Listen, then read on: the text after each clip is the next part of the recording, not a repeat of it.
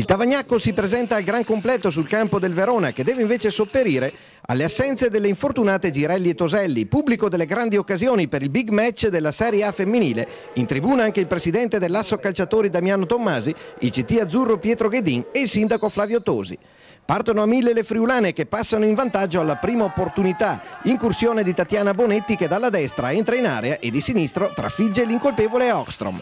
2 minuti più tardi ancora Tavagnacco pericoloso con le conclusioni di Brumana e Parisi, entrambe respinte da Oxstrom. Il Verona si fa vivo subito dopo con l'incornata di Carissimi che non impensierisce Marchitelli. Friulane ancora in avanti al quarto d'ora, Mauro si fa spazio e mette in mezzo per Brumana che coglie il palo.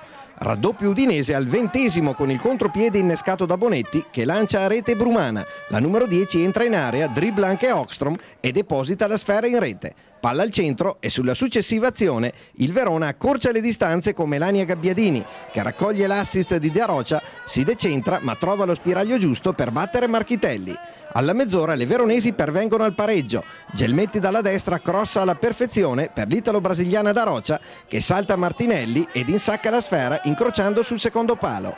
Poco dopo sempre Da Rocha viene fermata per un fuorigioco inesistente. La partita rimane intensa e al 37° le veronesi sciupano un'occasione enorme con Gelmetti che da 2 passi non riesce ad agganciare. Sull'altro fronte è Brumana a non raccogliere l'assist al bacio di Camporese. Squadre negli spogliatoi sul 2-2 dopo 45 minuti veramente vibranti.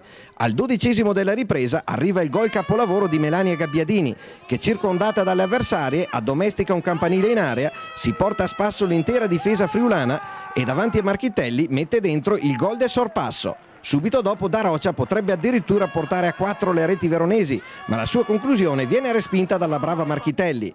Longega viene espulso per proteste e qualche istante dopo il Tavagnacco si riporta in parità con il gran gol di Tatiana Bonetti che da centro area non lascia scampo alla numero 1 Scaligera. Le veronesi sentono il colpo al 30° prima Parisi e poi Brumana graziano le Scaligere. Sull'altro fronte Da Rocha scalda le mani a Marchitelli. È il preludio al nuovo vantaggio veronese che arriva al minuto 37°. Marta Carissimi incorna a rete il pallone del nuovo vantaggio scaligero. 4-3 incredibile. Le veronesi amministrano il vantaggio fino al 95° quando l'Olivieri di Verona esplode per il triplice fischio finale. Grandissima impresa di Gabbiadini e compagnie che si mantengono ad una lunghezza dalla capolista Brescia e cacciano la corazzata Tavagnacco a -7 dal vertice.